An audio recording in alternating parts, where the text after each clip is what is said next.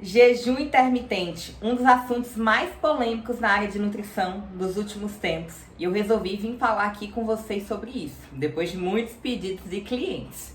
Mas para o vídeo não ficar tão longo, eu vou dividir ele em duas partes. Mas fica comigo até o final para você entender todo o processo.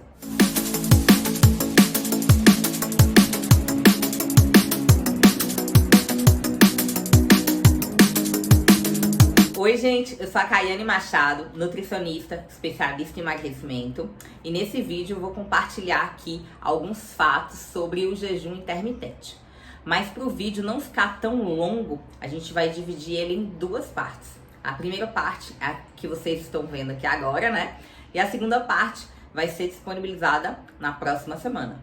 Então se você está vendo esse vídeo depois dessa próxima semana, procura aí parte 2, jejum intermitente. Mas antes de começar, já vá se inscrevendo no canal, aperta o botãozinho aí, se inscreva, ativa o sininho de notificações para ser avisado sempre quando eu posto conteúdo novo. Compartilhe esse vídeo com outras pessoas que você acha que se interessam por esse assunto e já deixe seu like, porque o like não custa nada para você, mas significa muito pra gente. Então vamos quebrar primeiro aqui 3 paradigmas, né? 3 mitos. Primeiro mito, que o jejum é uma dieta. Então muita gente fala erroneamente por aí, eu tô fazendo a dieta do jejum intermitente. Mas dieta diz respeito ao que você come. Então a sua dieta ela pode ser hipercalórica, normocalórica, hipocalórica, se você quer uma redução de peso, pode ser normolipídica, hiperlipídica, hipolipídica. Então tem N formas de você organizar a sua dieta. Não significa que ela sempre vai ser para emagrecer. Porque muita gente utiliza esse termo só quando está fazendo restrição alimentar. Tô de dieta. Mas não tem nada a ver com isso. Então, dieta tem a ver com o que você come.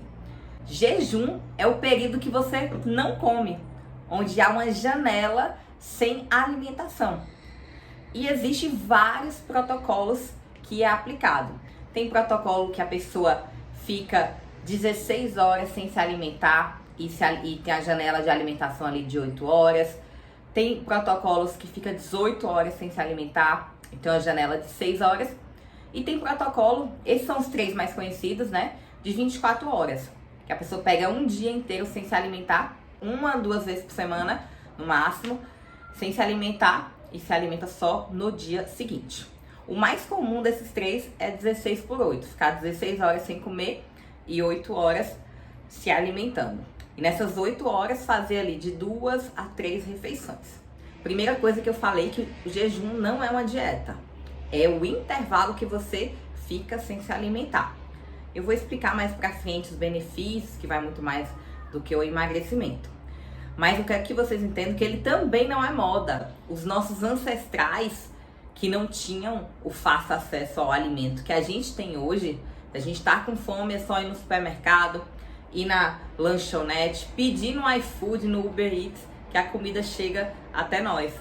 Mas antigamente, para eles se alimentarem, eles tinham que arcar, tinham que fazer um esforço para conseguir o alimento. E nem sempre esse alimento estava ali biodisponível, o animal que eles iam caçar, por exemplo. Então eles já ficavam longos tempo sem se alimentar, em jejum. E também é praticado até hoje por várias religiões, seja com o objetivo de purificação ou até mesmo de sacrifício. Então não é moda, não é novo, é uma coisa que tem aí há centenas de anos. Terceiro ponto é que o jejum, por si só, ele não emagrece. Quantas pessoas você conhece que pula o café da manhã, só faz o jantar e vai almoçar e tem todas as taxas alteradas, está acima do peso? Então, ele por si só, ele não vai fazer você emagrecer. Mas sim, ele pode ser uma estratégia para potencializar os seus resultados. Ele sozinho não vai fazer milagre. A alimentação ocidental sempre nos condicionou a consumir muito carboidrato. Então, é muita farinha, é muitas raízes, é muito arroz, feijão, excesso de fruta também, de suco, além das porcarias, né? Das frituras, fast foods, etc. Então essa alimentação rica em carboidrato programou o nosso metabolismo a queimar glicose, a queimar açúcar. E por isso que muita gente está com vários problemas de saúde aí com a resistência à insulina, que a resistência à insulina vai gerar uma síndrome metabólica que pode levar a doenças crônicas não transmissíveis, como diabetes, como hipertensão e a própria obesidade, o excesso de carboidrato da alimentação. E quando ela vai fazer o jejum na doida, sem nenhum acompanhamento, ela sente bastante os efeitos da baixa dessa insulina, porque o corpo dela não está condicionado a utilizar corpos cetônicos, a gordura, como fonte de energia. E se seu corpo não tiver condicionado a utilizar a gordura como fonte de energia, você não tem resultado nenhum de emagrecimento. Então vamos pegar aquele mesmo exemplo daquela pessoa que faz o jejum intermitente pulando o café da manhã, mas não tem uma alimentação saudável.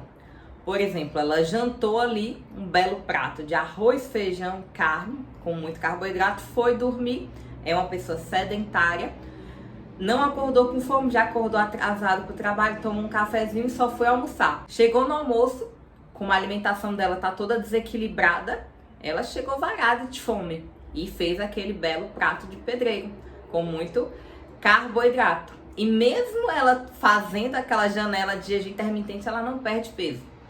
Então, para perder peso com jejum intermitente, a primeira coisa que você tem que fazer é a cetoadaptação. Tem que tornar o seu organismo apto para quebrar a molécula de gordura que você tem armazenada aí no seu pânceps e utilizar aquela molécula de gordura e os corpos cetônicos como energia. Porque se você fizer o jejum intermitente, acabou ali a glicose, acabou o glicogênio, o seu corpo começa a quebrar a gordura, mas você ainda não é adaptado, você não tem enzimas suficientes, moléculas suficientes para transformar aquela gordura, corpos cetônicos, em energia, ele vai ficar ali biodisponível e você não consegue alcançar. Então, o primeiro passo é você ter uma alimentação saudável. Você primeiro tem que corrigir a sua alimentação, diminuir o carboidrato, trabalhar aí com uma dieta low carb, no qual não cause nenhum pico de insulina, para depois você começar a fazer o jejum intermitente. Então, o jejum intermitente é uma estratégia que ela deve ser acompanhada com um profissional. Não faça na doida, não faça de qualquer jeito, porque se você tiver alguma comorbidade, algum problema de saúde, pode ter complicação aí, gerar uma hipoglicemia severa. Não faça sozinho, né? Não vá pela cabeça do seu amigo.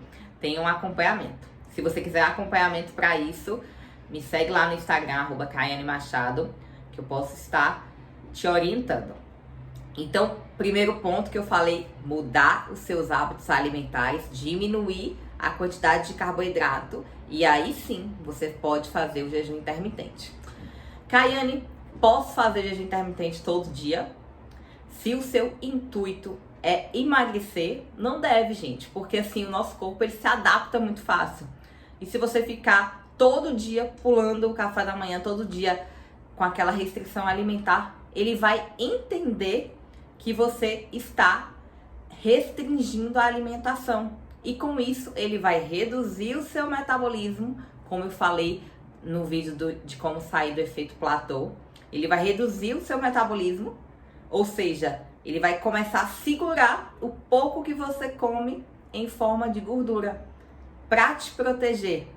Porque ele entende que você está sofrendo um período de estresse, ele entende que você está sofrendo uma agressão externa e quer proteger todas as suas estruturas. Se você faz jejum todo dia ou sempre o jejum na mesma quantidade de horas, ele vai se acostumar. E o resultado disso é que ele vai entrar em efeito platô e você não vai perder peso mesmo se sacrificando. No outro vídeo, na parte 2, eu vou trazer uma série de benefícios que o jejum traz para a sua saúde, que vai muito além do emagrecimento. Vai muito além da perda de gordura. Então, o jejum auxilia sim o emagrecimento, porque ele promove uma flexibilidade metabólica. ele reprograma o seu corpo de queimador de açúcar, queimador de glicose, para queimador de gordura, de corpos cetônicos. Ele faz essa programação.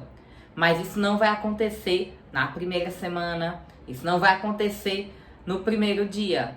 Primeiro você muda a sua alimentação, repete o jejum alguns dias na semana. Então a frequência que eu recomendo máxima, se você faz aí o 16 por 8, é no máximo 3 vezes por semana. Mas com uma vez por semana você já tem um excelente resultado para ter essa reprogramação, né, metabólica.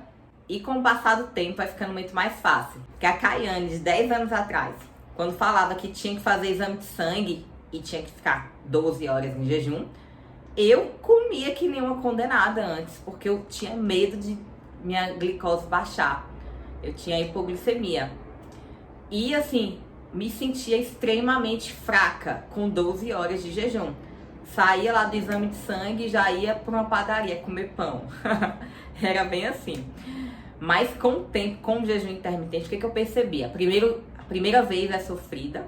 Você faz ali, se adapta, né? Não é pra começar também com 16 nem 18 horas. Começa com 12 horas. A partir de 12 horas já é considerado jejum intermitente. Então começa com 12, depois na próxima vez aumenta para 13, 14, até você conseguir bater ali às 16 horas. Mas o que acontece com o seu corpo? Comigo, pelo menos, eu fiz um jejum intermitente essa semana de 18 horas. Eu até postei no Instagram. Quando deu 12 horas de jejum, me bateu uma fomezinha. Aí eu comecei a tomar água, vou falar o que pode tomar no jejum. Água, chá, café. E fui levando. Passou 2 horas, eu tava com 14 horas de jejum, não tava mais com fome. Então o que isso significa? Significa que o seu corpo, depois de 12 horas, pode bater aquela fome louca, mas se você forçar, segurar a fome, ele vai começar a utilizar a gordura, os corpos cetônicos, como energia. Então, sabe aquelas pessoas que falam, se eu passar da hora de comer, a fome passa, né? Seria mais ou menos assim. Então, você segurou a fome um pouquinho ali, segura 1 hora, 2 horas, daqui a pouco a fome passa. E na hora de você fazer sua refeição, você não vai estar descontrolado, come normalmente. No jejum intermitente metabólico, né, você pode colocar água, chá, sem açúcar e nem adoçante. Não pode adoçante, porque o adoçante, mesmo não tendo caloria, ele vai estimular o seu pâncreas a produzir insulina pelo sabor doce na boca. Então não pode nem adoçante no chá e nem adoçante no café. Então o café também entra. Então água, chá, café sem adoçante. Pode também um shotzinho de limão, um limão apenas, que não vai fazer com que aumente a insulina e não vai quebrar o seu jejum metabólico. E o que eu devo comer após o jejum? De preferência, uma refeição com baixo índice glicêmico. Então, melhor ainda se for sem carboidrato. Uma fonte de proteína boa, pode ser ovos, pode ser frango, pode ser carne, pode ser peixe, com uma bela salada com legumes, com uma fonte de gordura. Você pode até tomar uma colherzinha de sobremesa de azeite, de óleo de linhaça, óleo de coco antes do almoço, para dar um estímulo para o seu corpo, que você tá mandando ácidos graxos e é para ele continuar queimando ali os corpos cetônicos e a gordura. Faz aquela refeição ali low carb para estender ainda aquele jejum de glicose, né? E depois mantém naquele dia que você fez o jejum, basicamente com quantidade mínima de carboidrato. Então, para ser mais eficiente, é assim, 16 horas sem se alimentar, quebra com proteína e gordura e mantém o resto do dia low carb. Não precisa ser 0, mas low carb, e fazer no máximo 3 refeições naquele período ali de 8 horas. Então, quer ter resultado de perda de gordura com jejum? Primeiro muda a sua alimentação e procura um profissional para te ajudar. Na parte 2, a gente vai falar dos benefícios que vão além do emagrecimento. Então fica ligado, se inscreve no canal para ser avisado quando a gente postar o conteúdo novo. E nos vemos lá. Tchau, tchau!